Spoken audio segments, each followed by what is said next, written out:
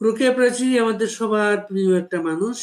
রোকেয়া প্রাচী তার সংগ্রাম এই সময়ে জঙ্গলের থেকে বাঘের সঙ্গে লড়াই করা। রোকেয়া প্রাচীর সাথে আজ আবার কথা বলবো সমসাময়িক বাংলাদেশ নিয়ে। রোকেয়া প্রাচী, আপনাকে শুভেচ্ছা। জি, ধন্যবাদ। রোকেয়া প্রাচী, আজ 28শে জুলাই। গত বছরের 28শে জুলাইটা কি স্মরণ করতে পারেন? কি দুঃসহ সময় ছিল সেটা? সেই সময় উত্তাল বাংলাদেশ এবং আমরা মানে প্রায় চিৎকার করে বারবার মানুষজনকে বলছিলাম যে আপনারা ভুল করছেন, ভুল করছেন। বাংলাদেশটা জঙ্গি সন্ত্রাসীদের হাতে চলে যাচ্ছে। বাংলাদেশটা আফগানিস্তানে পরিণত করবে। বাংলাদেশটা যুদ্ধাপরাধীদের হাতে চলে যাচ্ছে। ৭১ এর পরাজিত শত্রুর হাতে চলে যাচ্ছে। তারা আসলে রাস্তায় নেমেছে। এখানে শিক্ষার্থীদের মুখোশের আড়ালে আসলে উম জামাত শিবিরের লোকজন, সেই ৭১ এর পরাজিত শত্রুরা আসলে আজকে বাংলাদেশকে আক্রমণ করেছে। হাতজোড় করে, চিৎকার করে সেই সময় যতগুলো সমাবেশে অংশগ্রহণ করেছিলাম সেটার ইন্টারভিউ গুলো, সেই ভিডিও গুলো যখন এখন দেখি যে তখন কি বলেছিলাম, তখন যা বলেছিলাম আর এখন যা বলছি বা এখন যা ঘটছে একদম একই রকম কথা, কোথাও কোনো ১৯-২০ নেই। এবং সবচেয়ে দুঃখ লাগে যেটা সেটা হচ্ছে যে বঙ্গবন্ধু কন্যা মাননীয় প্রধানমন্ত্রী শেখ হাসিনা তিনি সেই সময় মানে প্রশাসনকে হার্ড লাইনে যেতে দেননি, দলীয় নেতা কর্মীদেরকে হার্ড লাইনে যেতে দেননি। তিনি বারবার কিন্তু বলার চেষ্টা করেছেন যে আমার দরজা খোলা আছে, ওরা আসুক, কথা বলি। এবং সবকিছু তিনি মেনে নিচ্ছিলেন এবং বারবার কিন্তু বলছিলেন, উনি যা বলছিলেন উনি যতই বোঝাচ্ছিলেন সেটা কেউ কর্ণপাত করেনি। এবং তখন এমন একটা মানে বঙ্গবন্ধু কন্যার বিরুদ্ধে এমন একটা নেগেটিভ ব্র্যান্ডিং করা হলো উনার সম্পর্কে, উনার ইমেজকে নিয়ে, বাংলাদেশের প্রশাসনকে নিয়ে, বাংলাদেশ আওয়ামী লীগকে নিয়ে এমন একটা নেগেটিভ ব্র্যান্ডিং করা হলো, সোশ্যাল মিডিয়া অনলাইনে যেন সত্য কথা আর কোথাও খুঁজে পাওয়া যাচ্ছিল না। আমাদের সত্যগুলো হারিয়ে যাচ্ছিল। এবং মুক্তিযুদ্ধের স্লোগানকে, বঙ্গবন্ধুর সংলাপকে, বঙ্গবন্ধুর বক্তৃতার অংশকে তারা ব্যবহার করে তারা জনগণকে ধোঁকা দিয়েছিল। তারা কিন্তু মুক্তিযুদ্ধের কথাই বলেছে। বঙ্গবন্ধুর অনেক বিখ্যাত উক্তিকে ব্যবহার করে স্লোগান দিয়ে প্ল্যাকার্ড বানিয়ে তারা সাধারণ মানুষকে বোঝানোর চেষ্টা করেছে। তারা মুক্তিযুদ্ধের পক্ষে, তারা মুক্তিযুদ্ধকে নিয়ে কথা বলছে। মানে এরকম একটা বিভ্রান্তির চেষ্টা তারা করেছিল। কিন্তু আমরা সকলেই কিন্তু বলার চেষ্টা করেছি যে এটা মিথ্যা, তাদের এটা প্রতারণা। কিন্তু সাধারণ স্বতঃস্ফূর্ত কিছু মানুষ বুঝতে পারেননি, আবেগ তারা তাড়িত হয়েছেন। আর সেই সময় ডিপ স্টেট কনস্পিরেসির সাথে যারা সম্পৃক্ত ছিল, শিক্ষক, শিল্পী, কবি, সাহিত্যিক, সাংবাদিক, গণমাধ্যমগুলো মানে এমন ভাবে সোশ্যাল মিডিয়া এবং টেলিভিশন গুলোতে এমন ভাবে সংবাদ প্রচার করা হলো, মানে দুঃখজনক। মনে হচ্ছিল যে পৃথিবীতে এর চেয়ে নৃশংস সময় বোধহয় শাসক বা শাসন ব্যবস্থা বোধহয় নেই। অথচ আজকে যদি আমরা তুলনা করি, মানে আজকের হিসেবে সেটা কিছুই ছিল না। সেই মিথ্যাচার তো মানে কিছুই না। মানে ১০ আনাও যদি বলি সত্য, সেটাও কিছু না। আজকে যেভাবে গণহত্যা হচ্ছে, যেভাবে স্বৈরাচারী শাসনতন্ত্র চলছে, শোষণ চলছে, তখন তো এগুলো ছিল না। কিন্তু ওই যে মিথ্যাচার, সেই মিথ্যার মধ্যে, সেই ষড়যন্ত্রের মধ্যে আমরা হেরে গিয়েছিলাম সেদিন। দেশ হেরে গিয়েছিল। লুই কান, বিখ্যাত স্থপতি, তার নকশায় জাতীয় সংসদ ভবন, শেরেবাংলা নগরের সেই ক্যাম্পাসটা গড়ে উঠেছিল। সেই স্থাপনায় লুই কানের নকশায় কোথাও কোনো কবর থাকবে সেটা ছিল না। সংসদ ভবন এলাকায় প্রথম রাজাকারদের কবর হলো খানে সবুর, মশিউর রহমান, একদম। জাদু মিয়া, এই কবরগুলো প্রথম আসলো, আর জিয়ার কবর আসলো। গণভবন ছিল প্রধানমন্ত্রীর সরকারি বাসভবন। বঙ্গবন্ধু সেই বাড়িতে থাকতেন না, সেখানে অফিস করতেন। আর শেখ হাসিনা সেই বাড়িতে থাকতেন। সেই বাড়িটাকে এরা আজকে একটা জাদুঘর বানাচ্ছে। কিভাবে দেখেন? দেখেন জাদুঘর কিসের জাদুঘর? নৃশংসতার, চক্রান্তের, নির্মমতার, গণহত্যার, ডিপ স্টেট ষড়যন্ত্রের? যদি তাই হয়ে থাকে তাহলে গণভবন কেন? গণভবন তো এই সকল চক্রান্তের জায়গা না। এখন তারা যে আসলে চক্রান্তকারী, ষড়যন্ত্রকারী, তারা যে সবকিছু মুছে দিতে চায় তার প্রমাণই হচ্ছে গণভবন। কারণ গণভবন কিন্তু শুধুমাত্র বঙ্গবন্ধু কন্যা শেখ হাসিনার বাসভবন ছিল তা না। গণভবনে বহু মানুষ আশা ভরসা নিয়ে গিয়েছিল। গণভবনে বহু মানুষ তার সেবা নেয়ার জন্য গিয়েছিল। কেউ ফেরত আসেনি খালি হাতে। তো গণভবন কিন্তু একটা আশা ভরসার জায়গা হিসেবেও কিন্তু প্রতীক হয়েছিল। সেখানে যায়নি মেহমান হিসেবে কে যায়নি? ওই লিস্ট করাই তো মুশকিল হবে। আজকের চক্রান্তকারীদের অনেকেই তো সেখানে গিয়েছে।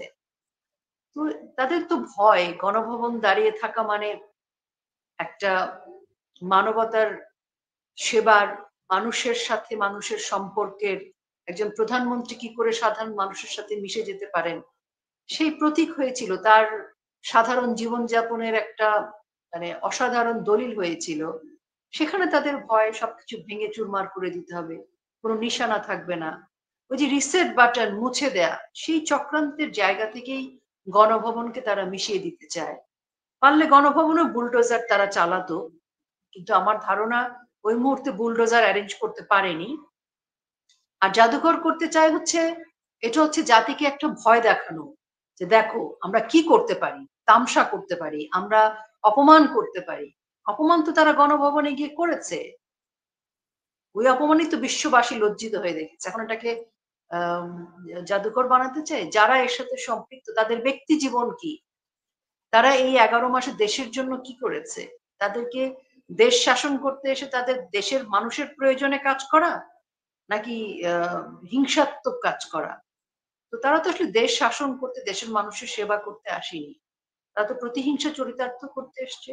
আর কিছু মানুষের কাছে তাদের এজেন্ডা বাস্তবায়ন করবার জন্য তাদেরকে ওই চেয়ারে বসানো হয়েছে। তো জাতি তারা সফল হতে পারবে না এটা আমার মনে হয়। আর জাতি এটার জন্য ক্ষমা করবে না তাদেরকে।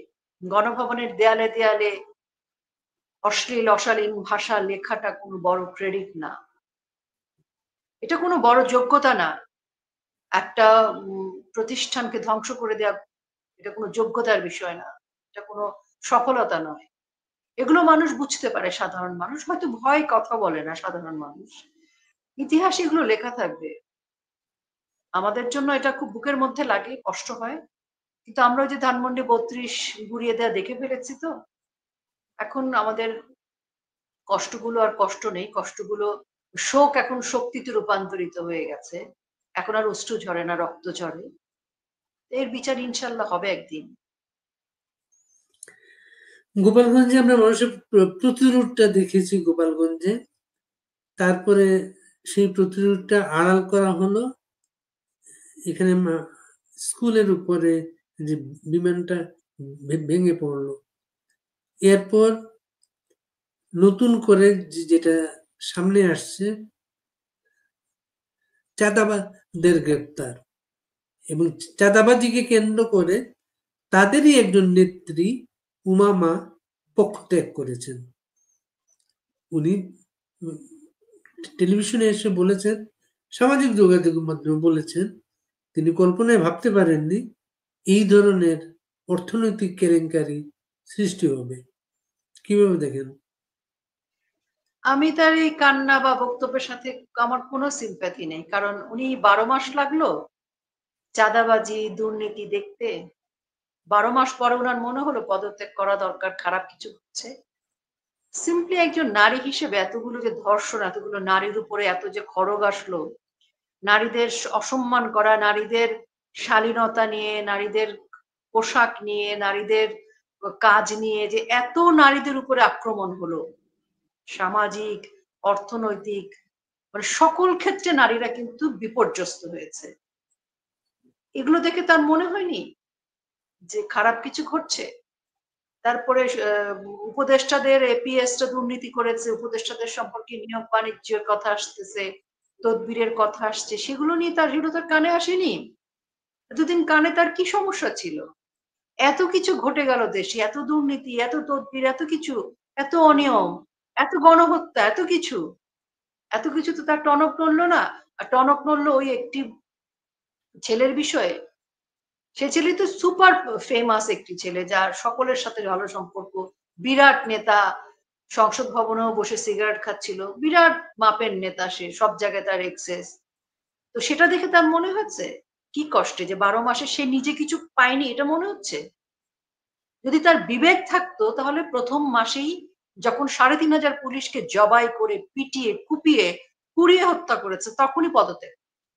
যখন দিনের মধ্যে একদিনে প্রায় ২০ টা ২২ টা ধর্ষণ হয়েছে তখনই পদত্যাগ।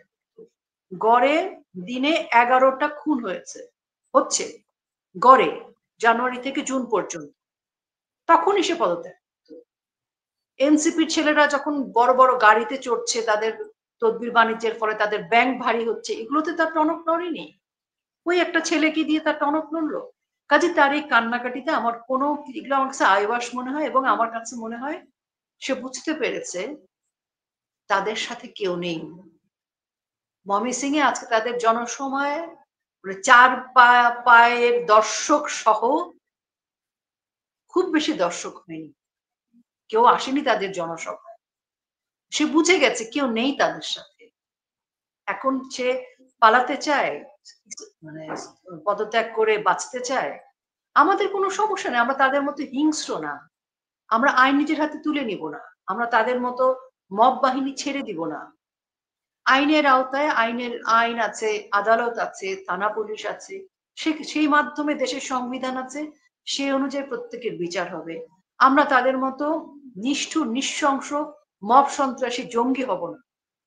কাজেই এরকম আইওয়াস পদত্যাগকে আমি কোনোভাবেই, এর সাথে আমার কোনো সহমর্মিতা নেই। আমার খুব ভালো লাগতো যদি মানে এনসিপির মেয়েরা, মেয়েদের যখন অসম্মান হয়েছে তখন কথা বলতো। বলেনি তারা। বরং মেয়েদের পোশাক কি হবে সেটা নিয়েও কথা বলেছে। তো কাজে আমার এদের এটা পুরোটাই মনে হয় যে আরেক প্রতারণা।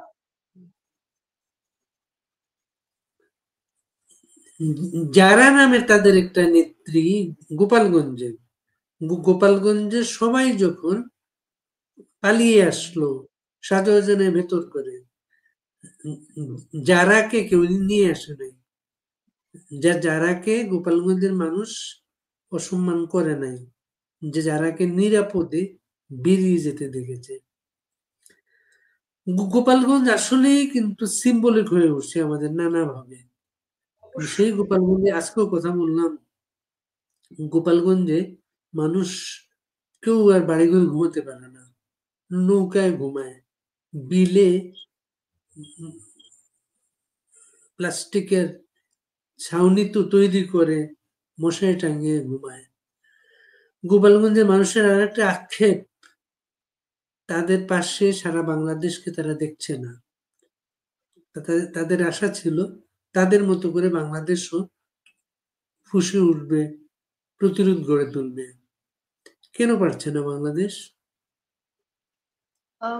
গোপালগঞ্জের অবস্থাটা ১৯৭১ সালের চাইতো মানবেতর অবস্থায় চলে যাচ্ছে এবং এটা কোনো সীমার মধ্যে নেই আর।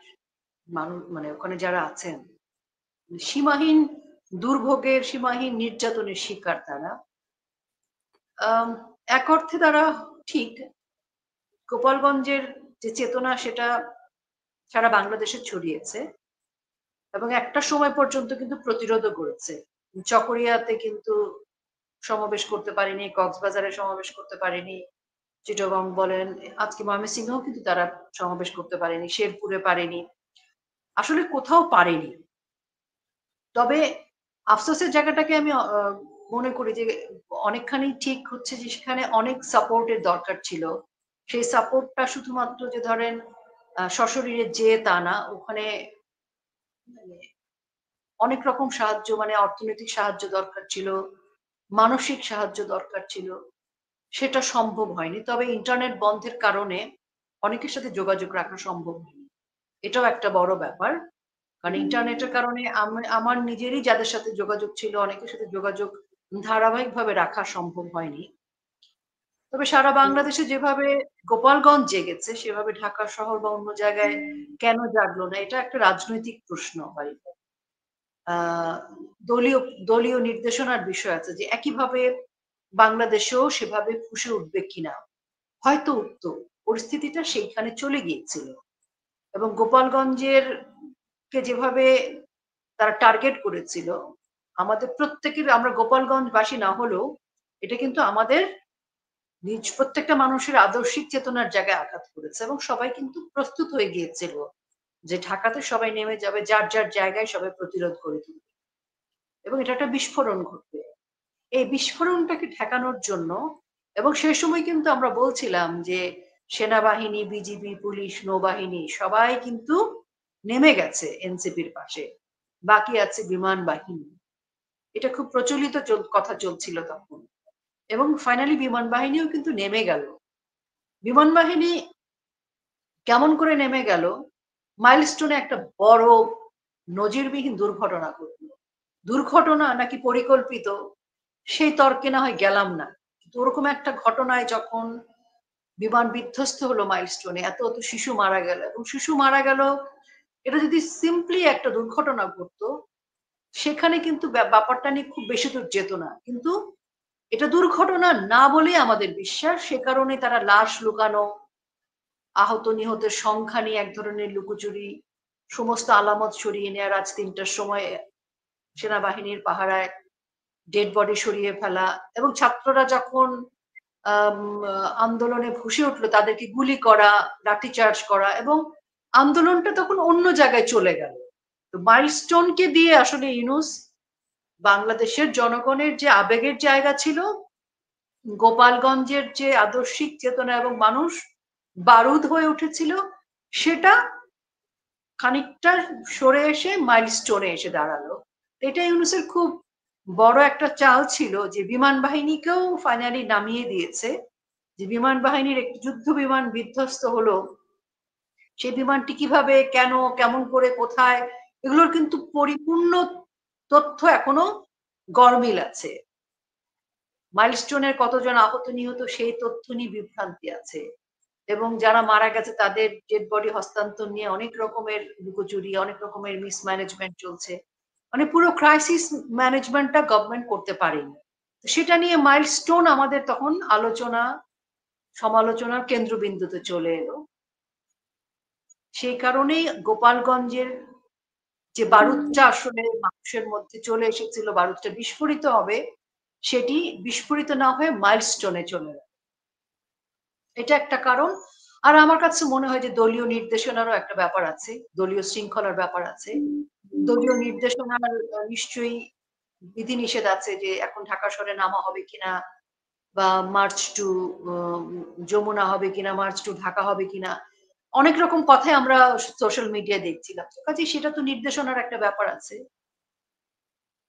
আমার কাছে তাই মনে হয়। মানে এটাতে হতাশ হওয়ার কিছু নেই। সরকার আ সমর্থক সরকার মানে সমর্থক একদল নাগরিক গোপালগঞ্জ গিয়েছিলেন। জি, উম গোপালগঞ্জে ঘুরে এসে তারা একটা বিবৃতি দিয়েছেন। আপনি কি লক্ষ্য করেছেন বিবৃতিটা?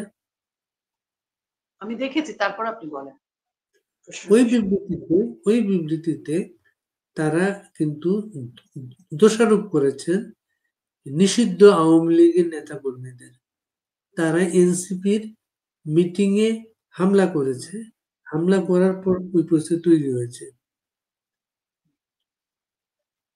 মানে তাদের বক্তব্যটা অনেকটা এরকম যে এনসিপি গালি দিবে। এনসিপি খারাপ কথা বলবেন। এনসিপি চাইলে বুলডোজার দিয়ে গোপালগঞ্জ গুড়িয়ে দেবে। এনসিপি চাইলে বঙ্গবন্ধুকে, মুজিববাদকে অনেক কথা বলতে পারবে। কিন্তু গোপালগঞ্জবাসী কিছু বলবে না। বাংলাদেশের অন্যান্য জায়গায় যেমন সবাই চুপ করে থাকে, গোপালগঞ্জও চুপ করে থাকবে। এটা ওরা আশা করেছিল। ওরা আসার সময় থেকেই ভাবছিল যে গোপালগঞ্জে কোনো প্রতিরোধ হবে না অন্য জেলার মতো। কিন্তু গোপালগঞ্জে প্রতিরোধ হয়েছে।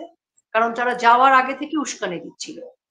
কিন্তু তারা যদি আশা করে থাকে যে গোপালগঞ্জ যেখানে যে টুঙ্গিপাড়ায় ছোট্ট একটি খোকা বঙ্গবন্ধু হয়ে ওঠে, ওই মাটির একটা গরম আছে, মাটির একটা আদর্শিক বারুদ আছে।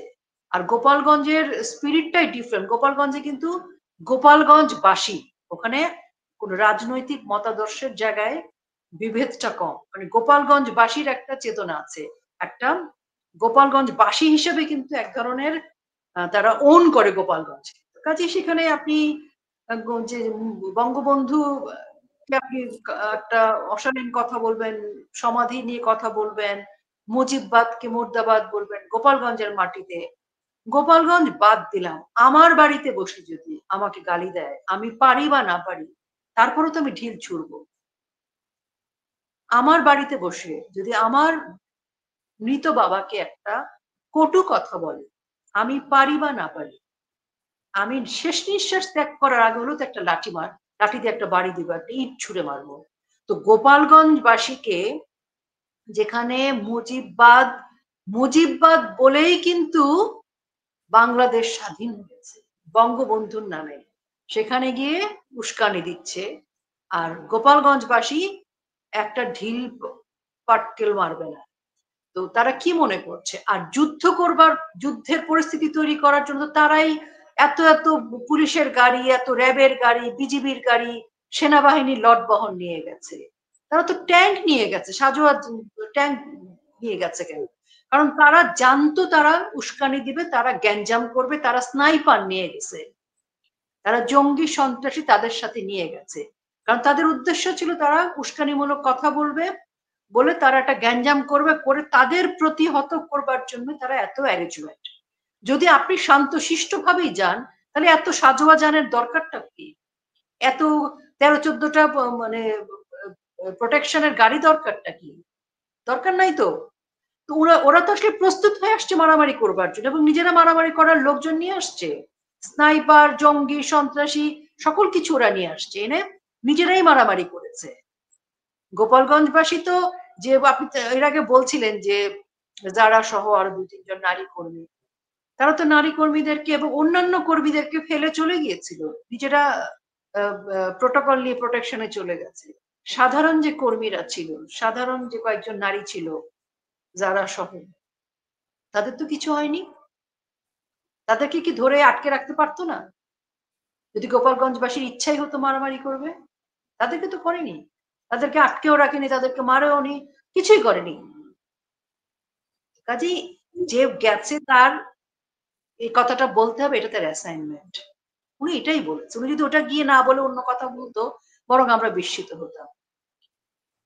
তাদের পক্ষের লোকজনের এসব কথাই বলতে হবে। এখন দেখেন সারা পৃথিবী দেখেছে তারা কিভাবে ওখানে গণহত্যা চালিয়েছে, কি করে নির্যাতন করেছে, তার সেনাবাহিনী কিভাবে গুলি করেছে। সেনাবাহিনী জুলাইতে যে ছবি নিয়ে ওরা এত সমালোচনা করেছে, মাটিতে শুয়ে যখন গুলি করে সেটা হাঁটুর নিচে গুলি হয়, আর যখন এইম করে গুলি করে তখন বুকের ওপর থেকে গুলিটা লাগে, মানে তখন যে কোনো মানুষ মারা যেতে পারে। তো তাদের বডি ল্যাঙ্গুয়েজ তো ছিল যুদ্ধ পরিস্থিতির মতো, স্ট্রেট গুলি করা।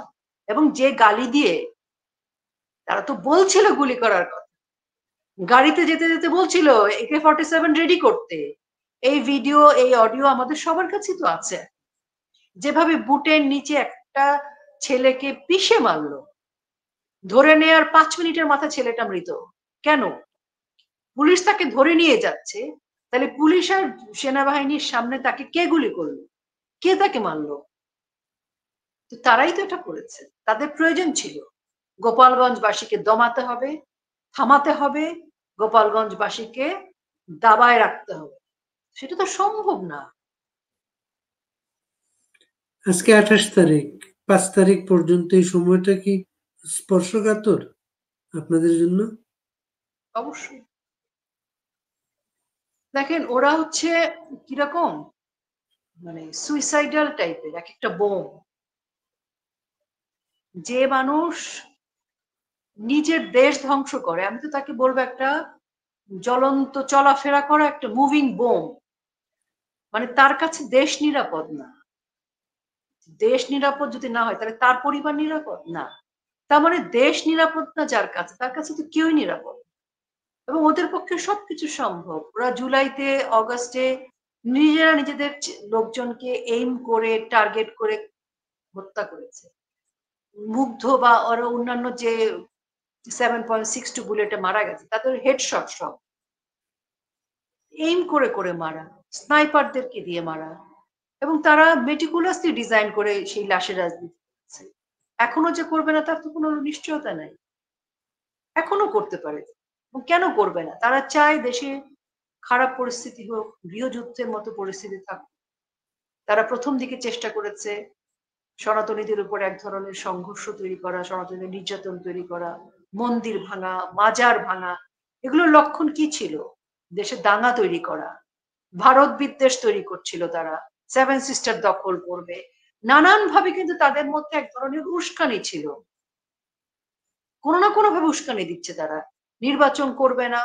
তারা নির্বাচন না করে তাদের এজেন্ডা ফুলফিল করবে। সংস্কারের নামে তারা চিরস্থায়ী বন্দোবস্ত করবে। সেই কারণে তারা যা ইচ্ছে তাই করতে পারে। আর তাদের মধ্যে তো আপনি ১২ মাসে তো এটা স্পষ্ট যে তাদের মধ্যে কোনো মনুষ্যত্ব নাই।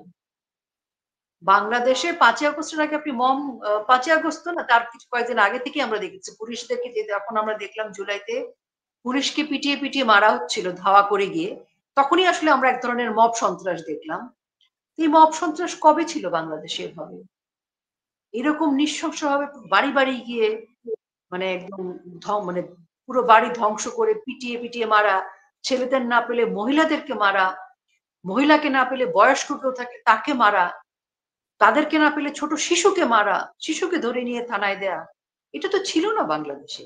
বাংলাদেশে কি এর আগে পলিটিক্যাল আম আ ইয়ে ছিল না? আমাদের শত্রুতা ছিল না? কই আমাদের সময় তো বিএনপির প্রতিষ্ঠানে কোনদিন মব সন্ত্রাস যায়নি। বিএনপির কোন নেতার বাড়িতে তো মব সন্ত্রাস যায়নি। কোন নেতাকে না পেয়ে তার স্ত্রীকে তো আঘাত করা হয়নি। আজ পর্যন্ত একটা কি আছে যে বিএনপির কোন নেতাকে পাওয়া যায়নি, তার স্ত্রীকে মারা হয়েছে বা জামাতের কারো ফ্যামিলিকে পাওয়া যায়নি, তাদের স্ত্রী সন্তানদেরকে আঘাত করা হয়েছে। তাদের প্রতিষ্ঠান কি আমরা চিনি না? বিএনপির প্রতিষ্ঠান, জামাতের প্রতিষ্ঠান। এগুলো কি আমাদের অজানা? সবই তো রেকর্ডেড। আমরা তো সবই জানি। সবাই সবারটা চিনি। কই কখনো তো কাউকে আঘাত করা হয়নি। তাহলে এই যে তারা যে এটা যে বাংলাদেশে আনলো এই নতুন এক অদ্ভুত সংস্কৃতি, নজিরবিহীন সংস্কৃতি যে মব সন্ত্রাস, মব কিলিং এটা তো আগে ছিল না। তো এখন তাদের পক্ষে সবকিছু সম্ভব। মুখ বন্ধ করবার জন্য থামানোর জন্য তারা যেকোনো পর্যায়ে যেতে পারে। প্রতিবাদ করার পর রাস্তায় কেউ ফেরত এসছে আপনি এরকম নজির আছে? আমরা তো পালিয়ে আছি দেখে হয়তো টিকে আছি। কিন্তু আমি কি রাস্তায় গিয়ে ১ ঘন্টা টিকবো? টিকবো না তো। আমি কেন? আমার কথা বাদই দিলাম। অনেক অচেনা, অজেনা সাধারণ একটা মানুষও প্রতিবাদ করেছে। সে মার খায়নি রাস্তায়। এরকম ঘটেনি। একদম অজানা একটা মানুষ। সে হয়তো একটা কথা বলেছে, ন্যায্য কথা। সেটা হয়তো আওয়ামী লীগের পক্ষেও না। কিন্তু সেও মার খেয়েছে। এমন না যে শুধু আওয়ামী লীগ মার খাচ্ছে ন্যায্য কথা বলার জন্য। সাধারণ একটা মানুষকেও মারছে। সেইজন্য যে রিক্শাওয়ালা যে স্যালুট দিয়েছিল, সেও তো মার খেয়েছে। সে যখন বলেছে এদেরকে সমর্থন করে তো ভুল করেছি। এ কথা বলার জন্য তাকে মেরেছে না? জুতার গলা তার গলায়ও তো উঠেছে। এদেশের শিক্ষকরা মার খেয়েছে। এবং শিক্ষকরা তো মানে এর চেয়ে আর কি মানে এটা ভাষায় বর্ণনা করাও খুব খারাপ লাগে। শিক্ষকদের কি নির্মমভাবে অপমান করে অত্যাচার করা হচ্ছে। মুক্তিযোদ্ধার গলায় মালা। মুক্তিযোদ্ধাদেরও তো মাথা ফেটেছে। তাহলে আপনি মানে কে আসলে নিরাপদ? বিশ্ববিদ্যালয়ের শিক্ষক বলেন, মুক্তিযোদ্ধা বলেন, কেউ তো নিরাপদ না। সব মিলিয়ে তো আপনাদের একটা খারাপ সময় চলছে। এই সময়ে তাজউদ্দিন আহমেদের ছেলে-মেয়েদের বক্তব্য কি ঘরের শত্রু বিভীষণ? এটা হয়েছে কি আ একদম শুরুতে ইউনূস একটা কথা বলছিল যে কিছু আওয়ামী লীগকে নিশ্চিহ্ন করে দেবে, কিছু আওয়ামী লীগকে কিনে ফেলবে, কিছু আওয়ামী লীগকে ভয়ভীতি দেখাবে। মানে তার কথার তর্জমাটা এরকম। মিলেমিশে যাবে কেউ। আওয়ামী লীগ নিশ্চিহ্ন হয়ে যাবে। আওয়ামী লীগ তো নিশ্চিহ্ন হয়নি। ৪ লাখ আওয়ামী লীগ জেলে। কিছু বাইরে। আর বাকিরা তো বাংলাদেশে থেকে দাপিয়ে বেড়াচ্ছে। বাকিরা গোপনে থেকেও দাপিয়ে বেড়াচ্ছে। মানে আমরা গোপনে, তারপরও সেনাবাহিনীকে নামতে হচ্ছে সাজোয়া যান নিয়ে। তার মানে আওয়ামী লীগ কত স্ট্রং ভাবে বাংলাদেশে অবস্থান করছে যে মানে সকল বাহিনীকে নামাতে হচ্ছে ইউনূসের। সেখানে ডিসেম্বরের 30 তারিখে যখন সার্জিসরা মুজিববাদের কবর দিয়ে সংবিধান বিলুপ্ত করে তারা একটা বড় সমাবেশ ডাক দিয়েছিল। তো এই ইন্টারভিউটা নভেম্বরের দিকে রেকর্ড করা প্রথম আলো। আমার ধারণা তখন মুজিববাদের পতন ঘটানোর তারা সফল হলে এই ইন্টারভিউটা সাকসেসফুলি তারা হয়তো প্রমোট করত। আবার ধরেন যখনই গোপালগঞ্জের বিষয় আসছে, গোপালগঞ্জে মুজিববাদ শব্দটা বারবার আসছে, মুজিববাদ কবর দেওয়া হবে, মুজিববাদের মুর্দাবাদ, এ কথাগুলো কিন্তু বারবার বলছিল সার্জিসরা, হাসনাতরা। তো তখন আবার যেহেতু মুজিববাদ এত স্ট্রং, বঙ্গবন্ধু এত স্ট্রং একটা পজিশনে, তাদের তো নতুন আওয়ামী লীগ লাগবে, রিফাইন আওয়ামী লীগ, কি সব শব্দ তারা আবিষ্কার করছে। কিন্তু আমি মনে করি কি জানেন, যদি এগুলো তাদের চেষ্টা, অপচেষ্টা আওয়ামী লীগকে ভাঙার, এরকম চেষ্টা থাকতেই পারে, কিনতেই চাইতে পারে। স্থানীয় সরকার নির্বাচন তারা এই জন্য আগে চেয়েছিল, যাতে আমাদের জনপ্রতিনিধিদেরকে কিনে ফেলতে পারে, ভয় দেখাতে পারে। এগুলো তাদের মানে অসফল প্রচেষ্টা। তবে আমি তাজউদ্দিন আহমেদ, উনি আমাদের জাতীয় চাঙ্গা করার প্রতি আমার অপরিসীম শ্রদ্ধা। কারণ বঙ্গবন্ধুর ভীষণ বিশ্বস্ত স্নেহের, বঙ্গবন্ধুর বইতে পরতে পরতে তার কথা। আমার কাছে মনে হয় যে তাজউদ্দিন আহমেদের এই দুই সন্তানকে নিয়ে আলোচনা করাটাই বৃথা, সময় নষ্ট। এই দুজনের মানে আপাদমস্তক পুরোটাই হচ্ছে গিয়া মিথ্যাচারে ভরা। দেখেন, সে যে এখন এত কথা বলছে, তার দুই বোন, তার এক বোন 3 টার্ম বাংলাদেশে সংসদ সদস্য থেকেছে, সোহেল তাজ নিজে একবার প্রতিমন্ত্রী থেকেছে। তো তার তো প্রথমে গিয়ে নিজের বাড়ি ভাঙার উচিত, নিজের বোনকে পিটানো উচিত মদ দিয়ে, এবং তার নিজের মাথা নিজের ফাটানো উচিত সোহেল তাজের। আর তারপরে আপনি একটা জিনিস দেখেন, সোহেল তাজের যোগ্যতা কি? সে যে প্রতিমন্ত্রী হয়েছিল, বডি বিল্ডিং 6 প্যাক ছাড়া তার আর কি যোগ্যতা? তার যে যোগ্যতা, বা তার এবং তার বোনের, যে দুজন এখন এত কথা বলছে, তারা তো তাদের যে বাড়ি কাপাসিয়া, ওখানে তো স্থানীয় কোনো ক্লাবের নির্বাচনে এসে ওখানে সেক্রেটারি হইতে পারবে। এতই কোনো যোগ্যতাই নাই। যদি ওনাদের নামের পাশ থেকে তাজউদ্দিন আহমেদের নামটা সরাই দেওয়া, কোথায় জায়গা পাবে? দাঁড়াইতেই তো পারবে না 1 মিনিট। আমি রোকেয়া প্রাচী, আপনি কিন্তু নিজের যোগ্যতা এখানে আসছি, আমাদের সাথে কিন্তু কোনো নামের সাইনবোর্ড নাই। আমাদেরকে দেশের মানুষ চিনে আমাদের যোগ্যতা, আমরা এটা অর্জন করেছি। সোহেল তাজের অর্জন কি? কি যোগ্যতা? সরি, মানে কয়েকটা বিয়ে শাদী করা, স্ক্যান্ডাল ছাড়া, বডি বিল্ডিং ছাড়া ওনার কি যোগ্যতা? উনাকে বঙ্গবন্ধু কন্যা অনেক বেশি সম্মান দিয়ে ফেলেছিলেন, প্রতিমন্ত্রী বানিয়েছেন, এবং বঙ্গবন্ধু কন্যা এখনো বলেন ওদেরকে নিয়ে কোনো কথা বলবা না তোমরা, আমরা কথাই বলতে চাই না। কিন্তু জ্বালায় খাচ্ছে গত 12 মাস, কথা বলেই যাচ্ছে ওনারা, এবং কথার লেভেলটা এরকম। আমি কিন্তু বিরক্ত হচ্ছি, উনি তাজউদ্দিন আহমেদকে ছোট করছে। বঙ্গবন্ধু এমন এক হিমালয়, বঙ্গবন্ধুকে সোহেল তাজ বা তার বোনের কোনো পক্ষে সম্ভবই না টলানো। কিন্তু তারা যেটা করছে, পিতাকে ছোট করছে। তাজউদ্দিন আহমেদের যে গৌরব অর্জন, সেটাকে তারা ছোট করছে। এবং তাদের মা, যিনি একসময় বাংলাদেশের প্রেসিডিয়ামের, সরি, উনি বাংলাদেশের সভাপতি হয়েছিলেন এবং খুবই ক্রান্তিকালে উনি দায়িত্ব নিয়েছিলেন, নিজের মাকে ছোট করছে। তারা কি প্রমাণ করতে চাচ্ছে? তাজউদ্দিন আহমেদ বড় নেতা, বঙ্গবন্ধু কেউ না? একথা বলার মানে একথা বলে নিজেদেরকেই হাস্যকর বানাচ্ছে। এবং আমার মনে হয় যে দুজনকে বর্জন করা উচিত, সোশ্যাল মিডিয়া থেকে শুরু করে সব জায়গায়। যে কিছু মানুষ থাকে না সাইকো, তাদেরকে বর্জন করা উচিত আমাদের, এখন সময় এসে গেছে। আর রিফাইন আওয়ামী লীগ তো অনেক পরের কথা। আওয়ামী লীগের তো একটা মানে কাপাসিয়ার যে ইউনিয়নে বাস করে, তারা সেই ইউনিয়নের একটা তৃণমূলের মানে কর্মীর যোগ্যতাও তো দুজনের নেই। রিফাইন আওয়ামী লীগ তো অনেক পরের কথা, আওয়ামী লীগের দায়িত্ব নিয়ে অনেক পরের কথা। মানে ওই ইউনিয়নের একটা কর্মীর যোগ্যতাও তো তার নাই। আপনি আমাকে বলেন এই যাবৎ পর্যন্ত তার ভালো 5টা কাজ বলেন, ইউনুসের মতো 12 মাসে তো 5টা কাজ পাওয়া যাবে। তো সোহেল তাজেরও কোনো ভালো কাজ নাই, কোনো রেকর্ড নাই, উল্টাপাল্টা কাণ্ড করা ছাড়া কোনো রেকর্ড নাই। তা আমরা বাংলাদেশ আওয়ামী লীগের লোকজন, নেত্রী যখন বলেন তাকে কিছু বলবে না, আমরা চুপ করে থাকি, আমাদের মুখ বন্ধ হয়ে যায়। তা না হলে মানে মানে এটা এক ধরনের মানে ডিস্টার্ব নয়েজ। আরেকজন নেতার বিষয়ে আমি একটু আপনার মতামত জানতে চাই, অ্যাডভোকেট ফজলুর রহমান। বঙ্গবন্ধুর কথা, মুক্তিযুদ্ধের কথা জোরের সাথে বলেন, আবার সাথে সাথে এটাও বলেন আগামী 10 বছরেও আওয়ামী লীগ ফেরত আসতে পারবে না। আবার সর্বশেষ একটা ভিডিওতে আমি দেখলাম উনি বলছেন বাঙালি জাতীয়তাবাদের একটা সংগঠন দরকার। উনি আবার আওয়ামী লীগ ফিরবে এটা ভাবেন না। বাঙালি জাতীয়তাবাদী সংগঠন আওয়ামী লীগের বাইরে আর কি হতে পারে?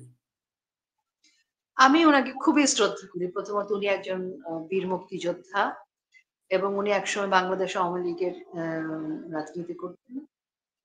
আমি উনার শো দেখি। দেখেন উনি মুক্তিযুদ্ধের সপক্ষে উনি যেভাবে বলেন যে উনি যা বলেন এরকম দুঃসময়ে সাহস করে খুব কম মানুষই বলতে পেরেছেন। আবার একজন রাজনীতিবিদ হিসেবে উনি যদি মনে করেন, ওটা উনার রাজনৈতিক বিবেচনা, উনি যদি মনে করেন যে বাংলাদেশে আওয়ামী লীগ আসবে না, সেটা কিন্তু উনি বলতেই পারেন।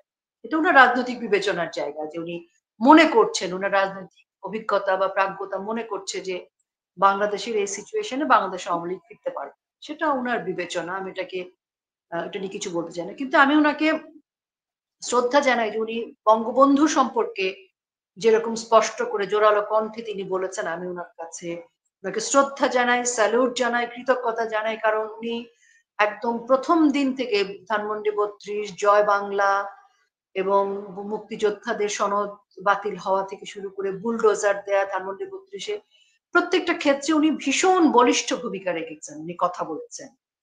এবং এই কথাগুলো আমি মনে করি যে কিছু সময় আ দেশের পক্ষে দাঁড়িয়ে মুক্তিযুদ্ধের পক্ষে, স্বাধীনতার পক্ষে দাঁড়িয়ে কথা বলাটাও অনেক জরুরি। সেটা উনি বলেছেন। স্বাধীনতা বিরোধীদের বিরুদ্ধে উনি খুব শক্তভাবে দাঁড়িয়েছেন। একজন মুক্তিযোদ্ধার ভূমিকায় উনি ছিলেন এবং এখনো আছেন। এবং সেটার জন্য অনেক প্রাণনাশের হুমকি থেকে শুরু করে গালাগালি অনেক কিছু উনাকে শুনতে হচ্ছে। কম নির্যাতন উনি সহ্য করছেন না। উনি নতুন করে জাতীয়তাবাদের কথা বলেছেন। উনার যে রাজনৈতিক আদর্শ, উনি যে মুক্তিযুদ্ধের চেতনায় বিশ্বাস করেন, উনার সে জাতীয়তাবোধ আমি বিশ্বাস করি যে মুক্তিযুদ্ধের সপক্ষে, স্বাধীনতার পক্ষেরই সেটি হবে। এবং মুক্তিযুদ্ধকে, স্বাধীনতাকে, বাঙালি জাতীয়তাবোধকে যারা ধারণ করতে পারে, অসাম্প্রদায়িক চেতনা, ধর্মনিরপেক্ষতা, সমাজতন্ত্র, গণতন্ত্র, বঙ্গবন্ধুর সেই স্বপ্নের বাংলাদেশ, তিনি এরকমই তো বিশ্বাস করার কথা। উনি যে মানে এবং উনি ওটা যে বিশ্বাস থেকে যেহেতু বলেছেন, তো এই বোধ যে আদর্শ যে রাজনৈতিক দল ধারণ করতে পারবে, সেই রাজনৈতিক দলকে তিনি বাংলাদেশে দেখতে চান। উনার এই শুভকামনার সাথে আমার তো মানে কোনো বিরোধ নেই। আমি বাংলাদেশ আওয়ামী লীগের একজন হিসেবে একরকম ভাবছি। কিন্তু যদি একজন সাধারণ মানুষ জায়গা থেকে আমি চিন্তা করি, একজন সাধারণ মানুষ যদি এভাবেও দেখে, আমি সেটাকেও সাধুবাদ জানাই। কারণ স্বাধীনতা বিরোধী, মুক্তিযুদ্ধের চেতনার বিরোধী যারা সাম্প্রদায়িক উগ্র শক্তি, তাদের বিরুদ্ধে যারা থাকবে আমি তাদেরকে স্যালুট জানাই। মুক্তিযুদ্ধের পক্ষে থাকাই তো একজন মুক্তিযোদ্ধার আদর্শ। এবং যারা এই মুহূর্তে আপামর জনসাধারণ যারা বলেন যে আমরা বাংলাদেশে আওয়ামী লীগ করি না, কিন্তু আমরা বঙ্গবন্ধুকে শ্রদ্ধা করি, বঙ্গবন্ধুকে ভালোবাসি, আমরা মুক্তিযুদ্ধের আদর্শকে চাই, আমরা স্বাধীনতার পক্ষের মানুষ, আমরা কোনো যুদ্ধাপরাধীকে চাই না, রাজাকার চাই না, আমি সেটাকে স্যালুট করি। সবাই আওয়ামী লীগ করতে হবে জরুরি না, বাংলাদেশের পক্ষে থাকতে হবে, এটা আমি মনে করি। মুক্তিযুদ্ধের পক্ষে, স্বাধীনতার পক্ষে আমার বঙ্গবন্ধু আমার আদর্শের নেতা। বঙ্গবন্ধুকে শ্রদ্ধা করছেন, ভালোবাসছেন। বঙ্গবন্ধুর নীতি, আদর্শকে ধারণ করছেন। সেই বাংলাদেশই তো আমরা গড়তে চাই। আওয়ামী লীগ ধারক হিসেবে, বাহক হিসেবে নেতৃত্ব দিয়েছে সবসময়। এবারও আওয়ামী লীগ নেতৃত্ব দিবে যদি আওয়ামী লীগ নেতৃত্ব দিতে পারে। জনগণকে সাথে নিয়ে আওয়ামী লীগ নেতৃত্ব দেওয়ার সেই জায়গায় সারা জীবন থেকেছে, এবারও থাকবে। তখন আমাদের সাথে মুক্তিযুদ্ধের পক্ষের মানুষরা কেউ আমাদের সাথে থাকবেন, কেউ আমাদের সমর্থন করবেন, কেউ আমাদেরকে বুদ্ধি দিবেন, সমালোচনা করবেন। সমালোচকেরও প্রয়োজন আছে। আপনাকে অনেক ধন্যবাদ রুকেয়া প্রাচী, সাবধানে থাকবেন। আপনাকে অনেক ধন্যবাদ। আমাদের জন্য দোয়া করবেন। আমরা সাবধানে থাকতে পারবো কিনা জানি না। তবে আমাদের বাংলাদেশ ভালো নেই। বাংলাদেশের জন্য আসলে আমাদের নিজেদের সাবধানতার খোলস থেকে বেরিয়ে আসতে হবে। খুব শিগগিরই আমরা সেই ডাকের অপেক্ষায় আছি। বঙ্গবন্ধু কন্যা অচিরেই আমাদের নির্দেশ দিলে আমরা আমাদের সাবধানতার খোলস ভেঙে বাংলাদেশের জন্য আমরা ঝাঁপিয়ে পড়ব। এতক্ষণ যারা আমাদের কথাবার্তা শুনলেন তাদের সবাইকে শুভেচ্ছা। রোকেয়া প্রাচীর জন্য সবাই দোয়া করবেন। রোকেয়া প্রাচী বাংলাদেশে বিরূপ একটা সময়ে জঙ্গলে থেকে বাঘের বিরুদ্ধে লড়াই করছেন। সবাই ভালো থাকবেন। ধন্যবাদ। জয় বাংলা, জয় বঙ্গ।